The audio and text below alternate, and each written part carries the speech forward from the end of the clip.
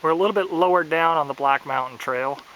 The trail again is an old roadbed. It's extremely steep. It was an old extraction route, skidder trail down to a haul road probably. Averaging 20+% as a general rule, pretty consistent 20+% grade, some places 25 to 30% gradient. You can see that there were some rolling dips along this road. You see one about right here.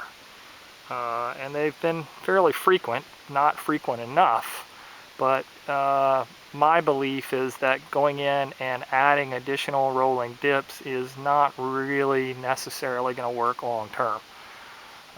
We've got too much erosion in between these dips, and that's going to be the big problem. We'll turn around and take a look going down slope here,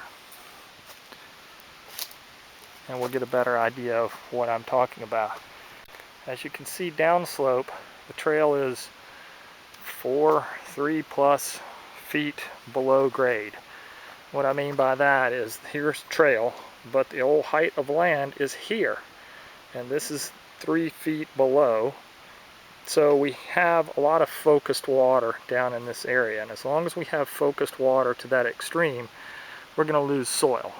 And as we look down in this area here, we can see pretty severe erosion and a continual loss of soil. And what's going to happen at the dip that's just around our corner, it's going to continue to fill in with this sediment that gets lost because we're trying to turn water off, and that process of turning water off of this roadbed is slowing water down too much, and as water slows down, it basically is going to drop its sediment load out. Now these dips can be built better than they originally were with more inslope into them, which is going to help keep a bit of consistency in terms of velocity or water speed, but still we're going to have problems on this trail. An alternative would be a road to trail conversion and heavy regrading, and we would take this soil and push it over into this area and fill this in, and then push the trail to this outside edge where it's a whole lot easier for us to get water off frequently in a lot of different locations.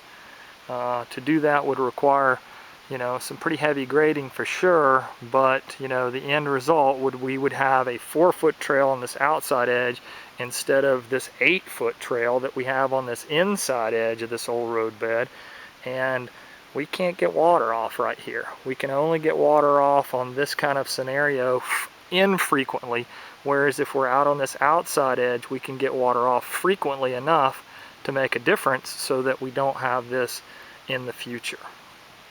Better water management.